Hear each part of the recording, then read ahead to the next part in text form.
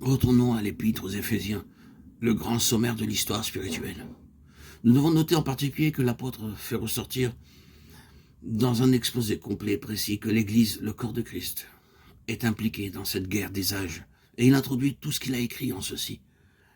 C'est comme s'il disait tout ce que j'étais en train de dire en ce qui concerne les conseils éternels de Dieu, la place et le but des élus, le corps de Christ, la rédemption de ce corps et son union avec sa tête, sa vie, son caractère, sa marche et son œuvre dans cette dispensation. Et le grand but et le dessein établi de Dieu de réunir finalement toutes choses en Christ est l'objet et l'occasion d'un conflit cosmique immense, inlassable, et allant toujours en s'intensifiant, dans lequel des forces mauvaises, invisibles et innombrables s'opposent farouchement au dessein et à tout ce qui est lié à celui-ci.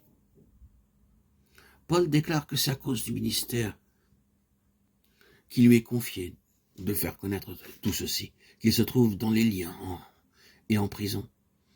Il montre que cet antagonisme de la part des intelligences spirituelles sera dirigé contre tout ce qui est lié à cette dispensation, et donne à entendre que si les ministères ne sont pas simplement des départements ou des aspects du christianisme, mais font entièrement partie d'un tout corporatif solidement déterminé à poursuivre un seul but, Éphésiens 4,13. Ce caractère corporatif constituera la plus sérieuse menace à ce royaume du mal, de manière à provoquer son effort envenimé, aux multiples aspects. Pour morceler et neutraliser cela, l'apôtre définit cette opposition comme des ruses du diable. Puis, il dresse l'un en face de l'autre, l'armure de Dieu et les ruses du diable. C'est la provision de Dieu pour affronter les ruses du diable. Par un moyen symbolique, il montre la nature des ruses.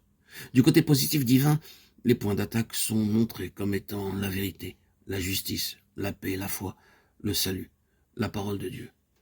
Contre toute forme de mensonge subtil, Dieu fournit la ceinture de l'esprit de vérité.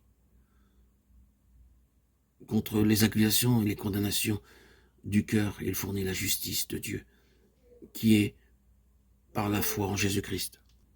Contre la peur, qui rend la marche chancelante et incertaine, les pieds peu assurés, il fournit la paix de Dieu, qui surpasse toute intelligence.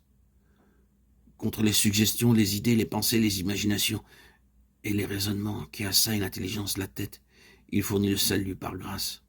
Contre les attaques sur la véracité des promesses de Dieu, il pourvoit le Saint-Esprit de répliquer, de riposter avec la sûre parole. Par-dessus tout et relié à tout, il dit, dans tout le lot de choses que vous prenez, prenez le grand bouclier de la foi. Mais remarquez, Dieu ne met pas toute cette provision sur son peuple. Il y pourvoit et leur dit ensuite prenez. Il doit y avoir un acte de leur part, car l'élément de passivité n'est pas compatible avec une telle guerre. Plaise à Dieu que lorsque ces traits enflammés commencent à voler, nous saisissions instinctivement l'arme de défense appropriée. Peut-être devrions-nous délibérément les avoir toujours sur nous.